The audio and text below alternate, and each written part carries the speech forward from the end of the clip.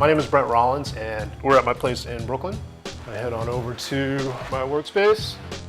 I enjoy working at home actually because I can just kind of roll out of bed, and if I have an idea, then I can go into my studio and kind of tool around and kind of come up with some little ideas, and always sort of have all my reference books and things at my disposal. Gosh, what is this, 90 probably?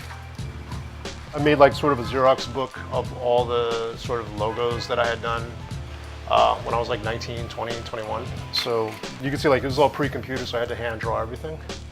Oh Better Blues. This was the original sketch. This is the design that they chose.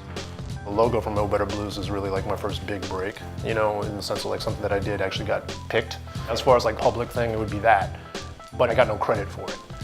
So here's Boys in the Hood. In some ways, yeah, Boys in the Hood is my big break in the sense of that was what people actually got to know as my involvement.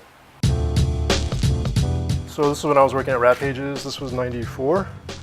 This is also kind of an important story for me just because this is when I met Jeff Chang. And Jeff was working with, they were called Soul Sides back then. So that was DJ Shadow and Blacklicious and Lyrics Born and Latif. So that crew, and that's kind of how I actually first got connected to Blacklicious. This is not the first one I did for Blacklicious, but it's probably the favorite one. And this was kind of a breakthrough cover. I think I designed album covers probably at the right time and got out sort of at the right time. This was a pretty strongly realized piece of work musically.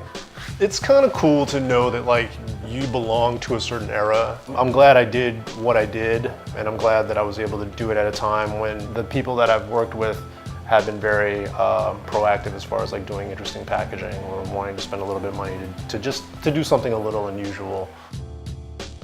I think I was fortunate enough to be encouraged to pursue art and creative fields, and I think I had a moderate amount of talent or a seed of talent, but if I hadn't kept trying to get better, then I don't know if I would be where I am today. And also I was never satisfied with what I did. You have to be a tough critic on yourself, If it's not as good as this person or that person, people that I idolize, I was I don't even want to be in, it's I want to earn it.